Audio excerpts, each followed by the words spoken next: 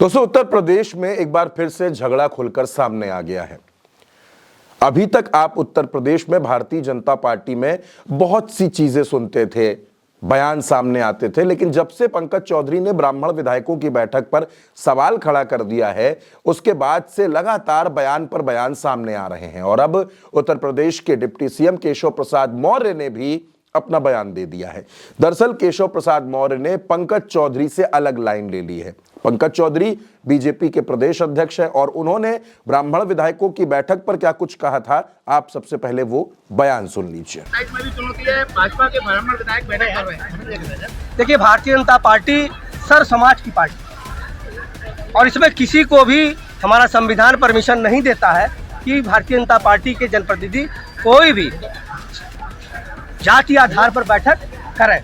इसलिए हमने एक सूचना उनको चेतावनी भी दिया हूँ, बात भी किया हूँ और आगे से निर्देश दिया हूँ कि ऐसे प्रकार की कभी कोई बैठक ना हो, क्योंकि पार्टी के खिलाफ हो गए। अब दोस्तों, इस बयान के सामने आने के बाद एक बहस शुरू हो गई कि ब्राह्मण विधायकों ने इस तरह की बैठक क्यों की। बहुत से लोग कह रहे हैं कि इससे पहले ठाकुरों ने कुटुंब के नाम पर बैठक की और वो पंकज चौधरी जो सवाल खड़े कर रहे हैं वो खुद कुर्मी समाज के बड़े बड़े नेताओं के साथ एक बैठक कर चुके हैं, जिसका पोस्ट उन्होंने सोशल मीडिया पर भी किया था, वो भी आप देख सकते हैं। तो फिर ब्राह्मण विधायकों की बैठक से नाराजगी क्यों?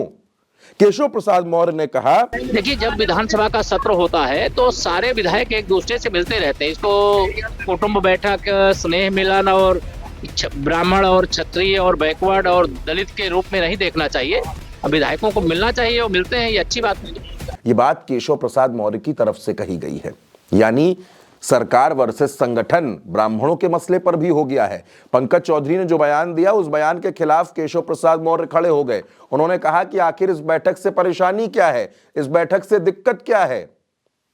और ये बात केशव प्रसाद मौर्य कह रहे हैं, यानी पंकज चौधरी ब्राह्मणों की बैठक पर सवाल खड़ा करते हैं, ब्राह्मण विधायकों को चेतावनी देते हैं कि आगे से ऐसी कोई मीटिंग ना हो, लेकिन केशव प्रसाद मौर्य कहते हैं कि मिलना और बैठना, इसमें कोई गलत बात नहीं है, इससे किसी को क्या परेशानी हो सकती है। अब ब्राह्मण विधायकों को यह नहीं समझ में आ रहा है कि उनकी एक बैठक पर इतना हंगामा मच गया है। दरअसल ये जो मीटिंग हुई, जैसा कि इस मीटिंग के बारे में आपने कई दफा जिक्र सुना भी है, पाठक जी विधायक थे, पीएन पाठक साहब, उनके घर पर, ये जो कुशीनगर से आते हैं, उनके लखनऊ के आवास पर यह मीटिंग हुई। ब्राह्मण विधायक वहां पहुंचे। ब्राह्मण विधायकों ने अपना दर्द वहां पर रखा कि हमारी सुनवाई नहीं हो रही है, अधिकारी हमारी बात नहीं सुनते हैं, हमारी उपेक्षा हो रही है। ये तमाम बातें वहां पर रखी गई और यह कहा गया कि संघ, सरकार और संगठन तीनों जगह हमारी सुनवाई नहीं हो रही है। ये तमाम बातें बाहर भी आ गईं। अब इस पर हंगामा मच गया। प्रदेश अध्यक्ष ने क्लास लगा दी, लेकिन डिप्टी सीएम केशव प्रसाद मौर्य ब्राह्मण विधायकों के पक्ष में खड़े नजर आ रहे हैं। ऐसा क्यों? आखिर क्यों केशव प्रसाद मौर्य ऐसा कर रहे हैं? आखिर क्यों वो पंकज चौधरी के बयान के समर्थन में नहीं खड़े हुए?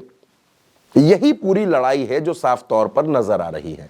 आप ये जानते हैं कि केशव प्रसाद मौर्य उत्तर प्रदेश के प्रदेश अध्यक्ष रह चुके हैं, संगठन को बारीकी से जानते हैं और इस समय केशव प्रसाद मौर्य को ऐसा लगा कि पंकज चौधरी के इस बयान के विरोध में खड़ा होना ही सबसे अच्छा रहेगा। इसलिए केशव प्रसाद मौर्य ने साफ तौर पर कह दिया कि बैठक में कुछ गलत नहीं है, लोग मिलते हैं, बैठते हैं।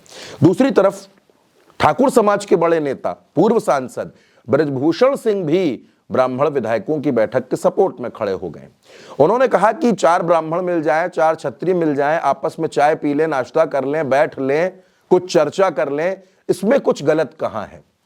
अब विपक्ष को इसमें एक मुद्दा नजर आ रहा है। विपक्ष के तमाम जो ब्राह्मण नेता हैं, उनका यह कहना है कि भारतीय जनता पार्टी में ब्राह्मणों का अपमान हो रहा है और भारतीय जनता पार्टी और सरकार जो है वो लगातार ब्राह्मण समाज के जनप्रतिनिधियों की उपेक्षा कर रही है।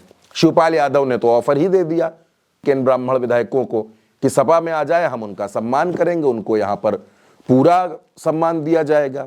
कुल मिलाकर 2027 के चुनाव से पहले ब्राह्मण विधायकों की हुई ये बैठक लगातार सुर्खियों में है। अब इस बैठक का और इस बैठक के जितने साइड इफेक्ट्स हैं, चाहे इस बैठक के जो लोग पक्ष में खड़े हैं वो, या फिर जो इस बैठक के विरोध में खड़े हैं वो, जो बयान दे रहे हैं वो और जो बयान नहीं दे रहे हैं वो, ये सब कुछ जो चल रहा है, ये 2027 के चुनाव में कितना असर डाल सकता है, अब सवाल ये भी है। तो आप क्या सोचते हैं केशव प्रसाद मौर्य के बयान पर और इस पूरी ब्राह्मण पॉलिटिक्स पर? आप अपनी राय कमेंट बॉक्स में जरूर लिखिएगा और भारत एक सोच को सब्सक्राइब करना बिल्कुल मत भूलिएगा। नमस्कार।